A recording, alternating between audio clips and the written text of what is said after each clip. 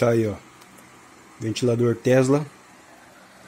Funcionando direto na placa de 50 watts.